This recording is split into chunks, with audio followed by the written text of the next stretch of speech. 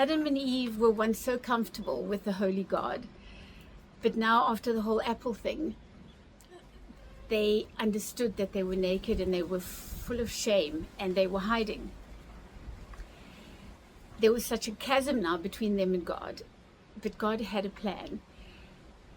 And he had a plan right from the beginning of creation. I mean, it says, the author of Hebrews says in Hebrews 9:22, without the shedding of blood, there is no forgiveness. And the author was taking this from Leviticus 17:11, where God, through Moses, was telling the people, for the life of a creature is in the blood, and I've given it to you to make atonement for yourselves on the altar. It is the blood that makes atonement for one's life. But even before the time of Moses, right here in the garden, God's ways were still God's ways. We know that he doesn't change. He's the same yesterday, today, and forever. And even there, he took an animal, an innocent animal, a perfect innocent animal, and sacrificed that to cover the sin and the shame of Adam and Eve. You know, God's ways have always been there, and they always will be there. And, you know, I don't understand people who say, well, you know, the Old Testament is just stories and allegory and that. It's God's ways, and they never change.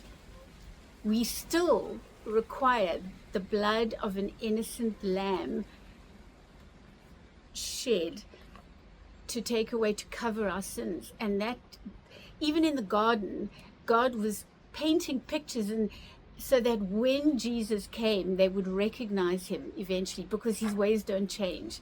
Jesus was that ultimate innocent lamb, and his blood would cover our sin and our shame. But what I love about the story, yes, that's sort of the deep part of it. But there's another side to it as well. You know, if he had given Adam and Eve these instructions and they'd messed this whole thing up, if I was God, I'd really lose it with them. But from a place of holiness, he reached out and he said, I will cover you. I know you're feeling lousy and shamed and vulnerable. So he decided to make them clothes. Now, they didn't need clothes. Up until then, they'd been fine walking around naked. But God loved them so much that he decided to make them clothes at a time like that. I just find that absolutely beautiful. Have a look at Isaiah 61 verse 10. I will greatly rejoice in the Lord. My soul shall exult in my God, for he has clothed me with the garments of salvation. He has covered me with the robe of righteousness. As a bridegroom decks himself like a priest with a beautiful headdress, and as a bride adorns herself with her jewels.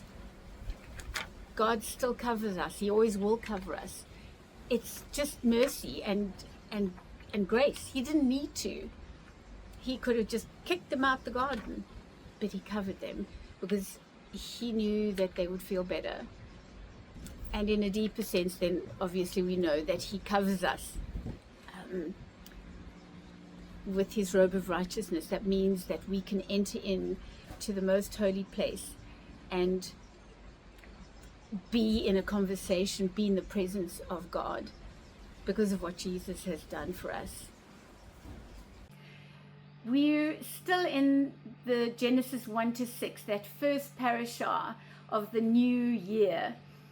And we're having a look at something that is vital for us women. What is God's design for you?